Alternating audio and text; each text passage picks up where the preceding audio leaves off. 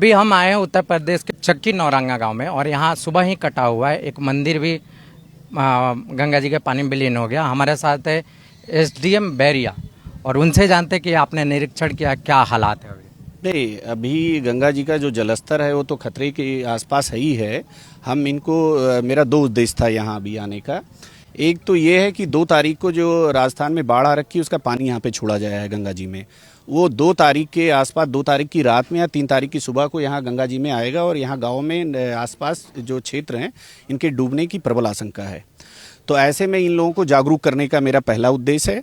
दूसरा, यहाँ पे कुछ समस्याएं आ रही थी चिकित्सीय स्वास्थ्य व्यवस्था को लेकर के, तो आप देख ही रहे हैं मैंने एक कैंप लगवा रखा है और यहाँ तब तक के लिए, चूंकि ये दोनों जवनिया और आपका ये दोनों मिला हुआ है, बिहार का और हमारा उत्तर प्रदेश का बॉर्डर, तो कहीं ना कहीं ये दोनों लोग आपस में एक दूसरे की सुविधाओं का उपयोग करते हैं।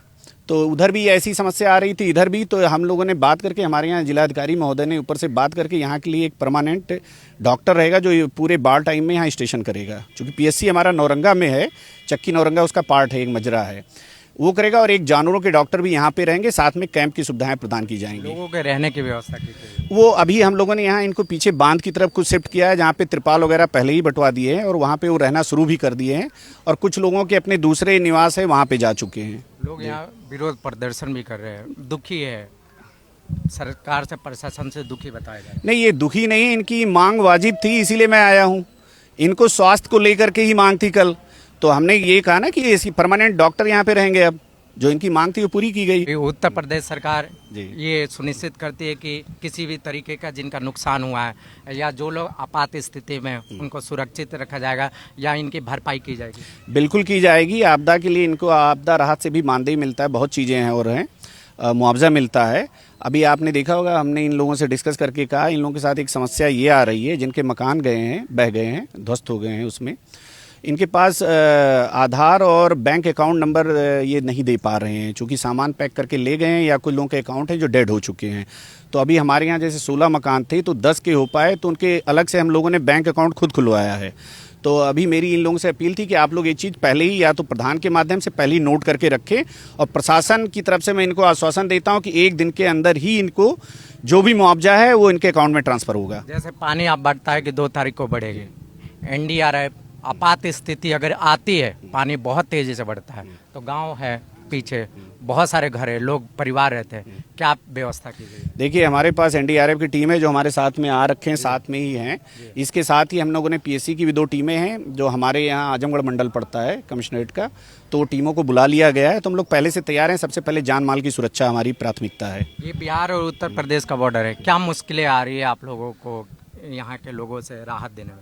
नहीं, मुश्किल तो हमें कुछ नहीं आ रही, चूंकि आपदा का समय है, तो आपदा में तो हमें जान माल बचाना है। ये हम देखने नहीं जाएंगे कि बिहार के हैं या अपने हैं। अच्छा, पहले सबका हम बचाएंगे। हमारे सामने जो भी आएगा इस तरह का, हमारी प्राथमिकता है जान बचाना।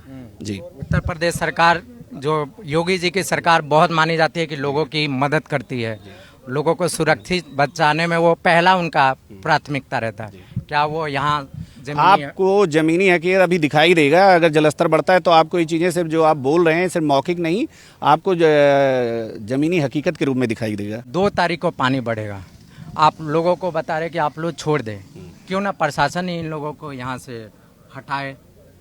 नहीं, प्रशासन की तरफ से जगह चिन्हित कर रखी गई है। हमारे यहाँ बाढ़ शिविर केंद्र बनाए गए हैं, तो हम लोगों ने पहले इनको कहा है आप उधर चले जाइए। लेकिन लोग, होता क्या है, अपनी सुविधा के अनुसार भी जाते हैं। बहुत सारे लोगों के यहाँ आसपास में रिश्तेदारियाँ हैं, वो ज़्यादा सुरक्षित महसूस करते हैं। और चूँकि बाढ़ यहाँ हर साल आती है, तो उनको पहले से ही कहीं ना कहीं प्रचलन में है कि यहाँ से शिफ्ट होकर कहाँ जाना है। हम तो अपनी सरकारी चीज़ों को चिन्हित है उनको बताएंगे, साथ ही साथ उनको अपनी सुविधा नुकसान ना हो ना, इसलिए पहले ही हटा। हाँ, पहले ही हटा लिया, इसीलिए तो आज आए हैं। आज 1 तारीख है और 2 तारीख की रात में एक शिकायत थी कि जो बांध पे सुनिश्चित किया गया जगह, वहाँ सांप, बिच्छी, जीव जंतु की समस्या होती है। क्या सोने बैठने के लिए उनकी ऊंची व्यवस्था की जाएगी? क्योंकि जो जमीन पे सोएंगे तो ऑब्वियसली जीव जंतु आएंगे, सांप बिच्छी आएंगे, किसी भी तरीके की किसी को काट सकता है, नुकसान हो सकता है, उसमें क्या सुनिश्चित करें? नहीं, ये हर साल ये रहती है असुविधा, इस तरह की चीज़ें आती हैं। चूँकि बांध है ऊपर, तो हम लोग ये उम्मीद मान के चलते हैं कि वहाँ जो सांप हैं, बिच्छू हैं, कम जाएंगे। दूसरी बात, प्रकाश की व्यवस्था रहती है। वो तो ये भी हो सकता है कि हम गांव में रहते हैं, अगर बारिश है, पानी है, तब भी आ सकता है घर में, तो उसकी सुरक्षा तो खुद करनी होगी। हम ये दे सकते हैं कि आफ्टर अगर कुछ ऐसा होता है स्नेक बाइट या कुछ होता है तो हमारे पास डॉक्टर की टीम रहे जो उनको बचा सके। आज कितना नुकसान हुआ? आज का तो मैं नहीं कहूँगा, लगातार वो काटती ही जा रही है गंगा जी, तो वो बढ़ता ही जा रहा है, तो एरिया सारा का सारा डेंजर जोन में है। जी। तो वो आज वो कटान कोई रुका नहीं है कि आज नुकसान हो रहा है, वो लगातार चल ही रहा है कटान। आप कितने बार इस जगह मैं यहाँ पे कई बार आ चुका हूँ, मेरे ख्याल से 4-5 बार मैं आ चुका हूँ।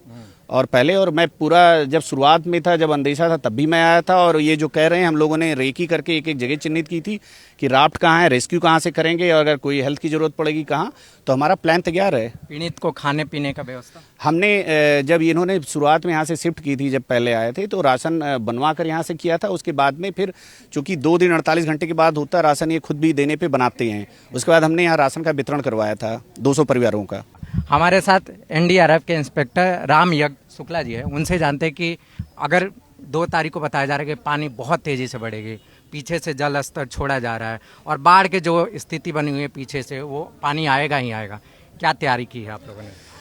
देखिए कि हाँ, मैं इंस्पेक्टर राम यज्ञ शुक्ला 11 एनडीआरएफ वाराणसी से। यहाँ पे हमारा पहले प्री मानसून डिप्लॉयमेंट हो गया है।